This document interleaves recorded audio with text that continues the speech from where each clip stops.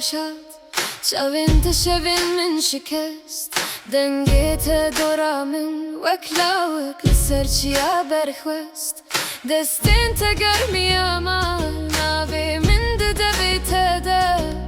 Li ser kelemê dil tê nivîsîn her kerê te.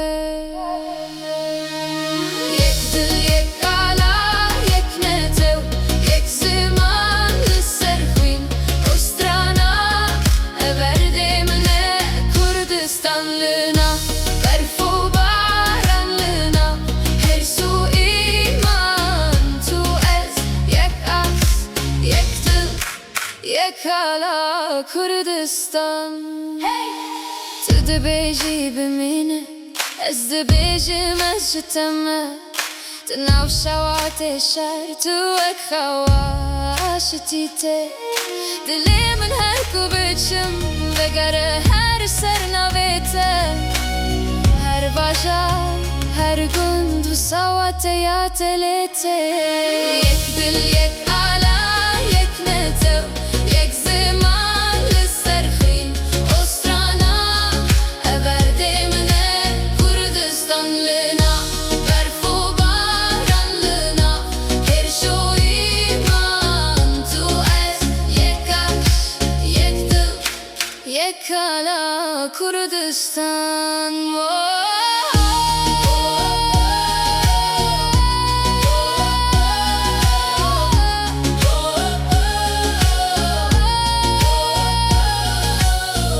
Ji bo te digihêjim rê ji dîlokê heta kandîlê. Her ku me hebin li hev bexşê malê me ji kerema Xwedê. Yek dil yek ala yek netew yek ziman li ser xwîn ostrana everdê min e Kurdistanlına berf û baranlına her şû îman tu ez yek aks yek dil yek ala Kurdistan. Yek dil yek ala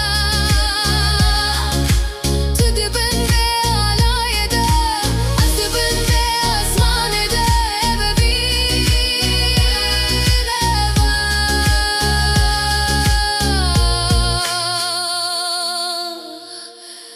Kurdistan.